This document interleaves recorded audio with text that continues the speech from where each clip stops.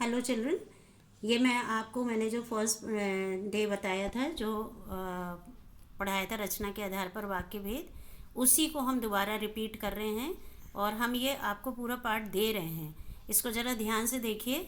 ये है वाक्य, और यहाँ पे पूरा वाक्य के आप जानते, जो मैंने पढ़ाया था आपको, मुख्य इकाई बन वाक्य है, और जिसमें किसी भाव को पूर्णता से व्यक्त किया जा सकता है।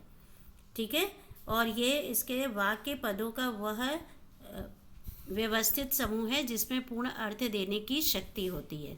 तो ये आपको मालूम है कि वाक्य या सेंटेंस किसे कहते हैं। आगे बढ़ते हैं हम लोग। वाक्य में निम्नलिखित अवश्य बिंदु होते हैं, और वाक्य की रचना शब्दों के योग से होती है। वाक्य स्वयं में पूर्ण व स्वतंत्र होता है। फिर आगे देखिए, वाक्य के मुख्य अंग दो हैं, जिसमें उद्देश्य और विधेय। मेरा आज मकसद है बताने का सिर्फ है कि उद्देश्य और विधेय आप समझ लीजिएगा। ये वाक्य के मुख्य दो अंग हैं, और जिसको अंग्रेजी में या इंग्लिश में कहते हैं सब्जेक्ट और प्रेडिकेट। ठीक है। इसके बाद ये वाक्य के भेद हैं, सामान्यतः दो दृष्टियों से किए जाते हैं।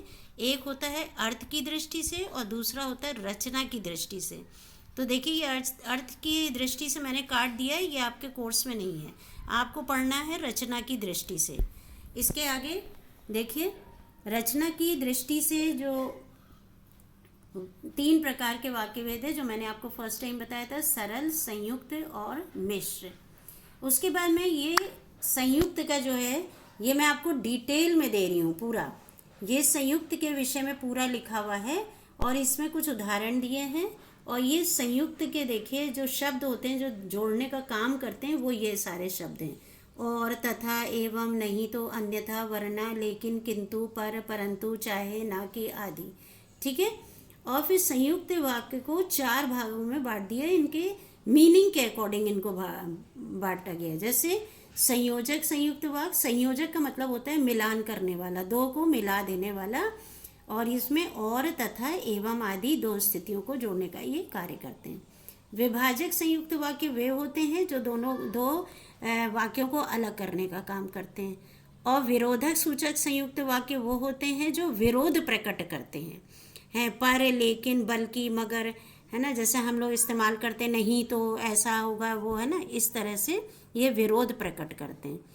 और परिणामवाची संयुक्त वाक्य उन्हें कहते हैं जिनसे हमको कुछ रिजल्ट मिलता है, परिणाम मिलता है। जैसे ये इसलिए हुआ, इसलिए ऐसा हुआ, इसलिए वैसा हुआ, तो ये इसमें ये वर्ड आते हैं, इसलिए, अतः, सो, आदि।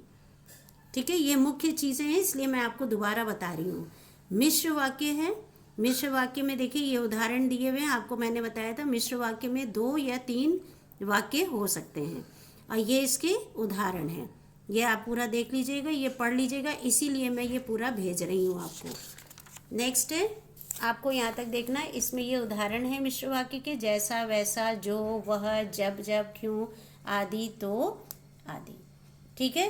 अब आपको इसको ध्यान से पढ़ना है, और मैं असाइनमेंट के रूप में, होमवर्क के रूप में मैं कुछ आपको क्लिक भेज रही हूँ, पिक भेजूंगी, जो उसको आपको रजिस्टर में करना, और इनमें से भी आपको परिभाषा लेनी है।